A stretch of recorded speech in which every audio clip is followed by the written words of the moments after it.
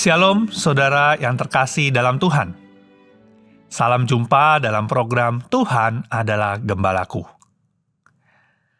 Di sebuah desa yang kecil hiduplah dua orang sahabat yang bernama Andi dan Budi. Mereka berdua bekerja sebagai petani. Andi adalah seorang yang rajin dan selalu bersyukur atas hasil panennya. Sedangkan Budi seringkali membandingkan dirinya dengan orang lain. Suatu hari, Andi mendapat hasil panen yang lebih baik dari biasanya. Dan tetangga-tetangganya memuji dia karena usahanya. Dan Andi pun bersyukur kepada Tuhan. Namun, ketika Budi melihat keberhasilan dari Andi, hatinya mulai dipenuhi dengan rasa iri.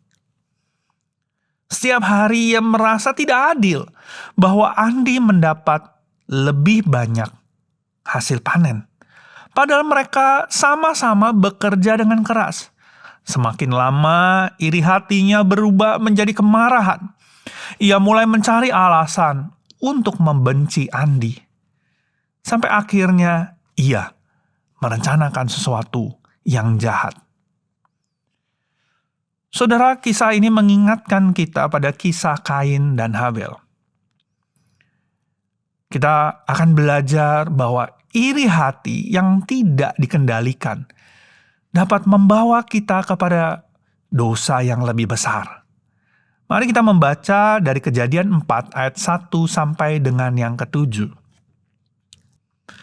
Kemudian manusia itu bersetubuh dengan Hawa, istrinya, dan mengandunglah perempuan itu, lalu melahirkan Kain. Maka kata perempuan itu, "Aku telah mendapat seorang anak laki-laki dengan pertolongan Tuhan." Selanjutnya dilahirkannya lah Habel, adik Kain. Dan Habel menjadi gembala kambing domba. Kain menjadi petani. Setelah beberapa waktu lamanya, maka Kain mempersembahkan sebagian dari hasil tanah itu kepada Tuhan sebagai korban persembahan. Habel juga mempersembahkan korban persembahan dari anak sulung kambing dombanya, yakni lemak-lemaknya. Maka Tuhan mengindahkan Habel dan korban persembahannya itu.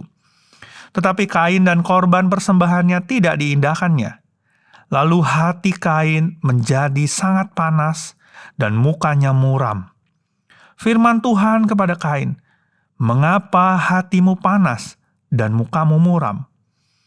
Apakah mukamu tidak akan berseri jika engkau berbuat baik? Tetapi jika engkau tidak berbuat baik, dosa sudah mengintip di depan pintu. Ia sangat menggoda engkau, tetapi engkau harus berkuasa atasnya." Saudara-saudara, dalam Kejadian 4, Kain dan Habel, dua anak Adam dan Hawa, membawa persembahan kepada Tuhan. Tadi kita membaca Habel mempersembahkan anak sulung dari ternaknya yang terbaik bagi Tuhan. Sedangkan Kain mempersembahkan hasil tanahnya, tetapi tidak dijelaskan apakah itu yang terbaik. Lalu firman Tuhan berkata Tuhan mengindahkan Habel dan korban persembahannya itu. Tetapi Kain dan korban persembahannya tidak diindahkannya. Lalu hati Kain menjadi sangat panas dan mukanya muram. Saudara, mari kita membayangkan perasaan Kain saat itu. Saat dia mengetahui bahwa persembahannya tidak diterima oleh Tuhan. Alkitab tidak mencatat mengapa Allah tidak menerima persembahan dari Kain. Tapi kita percaya akan kedaulatan Allah. Tapi saat ini mari kita membayangkan bagaimana perasaan Kain saat itu. Mungkin ia merasa tidak dihargai. Ia merasa Tuhan lebih menyukai Habel adiknya. Mungkin juga ia merasa akhirnya iri dan marah. Bukan hanya kepada Habel, tetapi juga kepada Tuhan. Saudara, bukankah kita mungkin juga sering mengalami hal yang sama? Ketika orang lain lebih berhasil, kita merasa Tuhan tidak adil. Ketika orang lain lebih dipuji, kita merasa cemburu, kita merasa iri, dan kita merasa mungkin tidak dihargai. kita mulai bertanya, kenapa Tuhan memberkati dia lebih daripada saya? Kenapa berkat saya, hasil usaha saya lebih sedikit daripada dia, daripada orang lain? Tetapi di sini kita melihat Tuhan tidak diam. Ia datang berbicara kepada Kain dalam ayat yang ke-6 dan ke-7. Mengapa hatimu panas dan mukamu muram? Apakah mukamu tidak akan berseri jika engkau berbuat baik? Tetapi jika engkau tidak berbuat baik, dosa sudah mengintip di depan pintu. Ia sangat menggoda engkau, tetapi engkau harus berkuasa atasnya. Allah di sini memperingatkan Kain. Iri hati adalah pintu masuk bagi dosa yang lebih besar. Jika Kain tidak mengendalikan hatinya, dosa akan menguasai dirinya. Sayangnya, di sini Kain tidak mendengarkan Tuhan. Ia membiarkan kemarahan dan iri hatinya menguasai dirinya. Iri hati yang dibiarkan berkembang akhirnya mengarah kepada kejahatan yang mengerikan. Pembunuhan pertama dalam sejarah manusia. Betapa mengerikannya jika hati yang dipenuhi iri dibiarkan begitu saja. Saudara, mungkin kita tidak melakukan pembunuhan seperti Kain. Tetapi berapa kali iri hati membuat kita akhirnya membenci yang lain. Berapa kali kita senang saat orang lain gagal. Berapa kali kita sulit mengucapkan selamat saat teman kita berhasil. Berapa kali kita membicarakan keburukan orang lain karena kita ingin mereka terlihat lebih buruk daripada kita. Amsal 14 ayat 30 berkata, hati yang tenang menyegarkan tubuh, tetapi iri hati membusukkan tulang. Iri hati bukan hanya merusak hubungan kita dengan orang lain, tetapi juga merusak hati kita sendiri.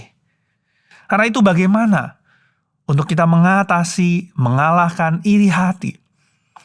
Setiap orang pasti pernah merasa iri, tetapi kita harus belajar mengatasinya sebelum berubah menjadi dosa yang lain.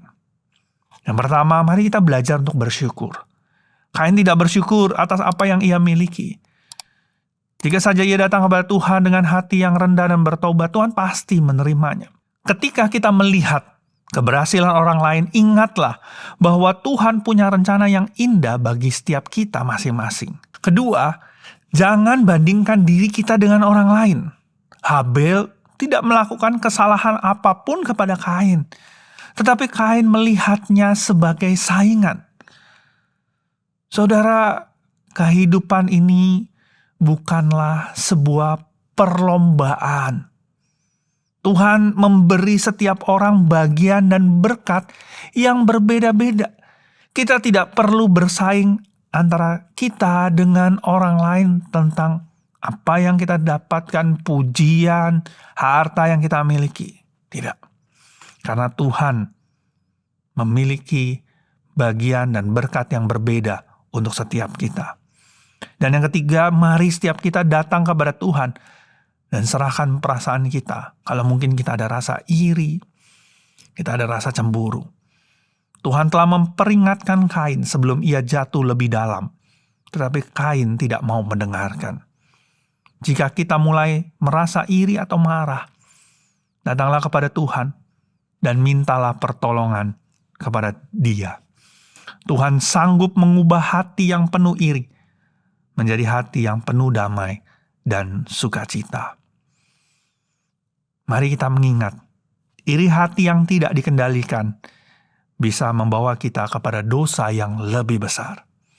Tuhan selalu memperingatkan kita sebelum kita jatuh dalam dosa yang lebih besar. Mari kita belajar untuk bersyukur dan tidak membandingkan diri kita dengan orang lain. Saudara, apakah saat ini ada orang yang kita iri terhadapnya? Apakah ada kepahitan dalam hati kita? Hari ini, mari kita lepaskan semua itu kepada Tuhan. Jangan biarkan dosa menguasai kita. Tetapi mari kita belajar untuk hidup dalam kasih dan syukur. Mari kita berdoa.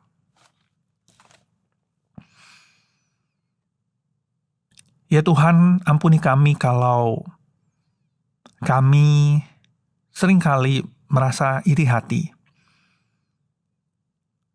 Kami merasa tidak senang saat orang lain berhasil. Kami merasa senang saat orang lain gagal. Ampuni kami ya Tuhan. Ingatkan kami Tuhan, bahwa setiap kami harus membagikan kasih. Tuhan tolong kami supaya iri hati tidak menguasai hati kami. Iri hati tidak menguasai diri kami. Kalau mungkin ada di antara kami yang saat ini ada iri hati, biarlah Tuhan yang gantikan itu dengan kasih.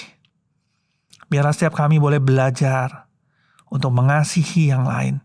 Saat ada orang lain berhasil lebih baik dari kami, kami ikut merasa bersyukur dan senang untuk mereka. Ya Tuhan, tolonglah kami supaya dalam hidup kami dipenuhi rasa syukur. Biarlah kami tidak membandingkan diri kami dengan orang lain, tapi kami bersyukur untuk apa yang Tuhan sudah berikan. Inilah diri kami ya Tuhan, inilah hidup kami. Tolonglah kami. Di dalam nama Tuhan kami, Tuhan Yesus, Allah kami yang hidup, kami berdoa dan mengucap syukur. Amin.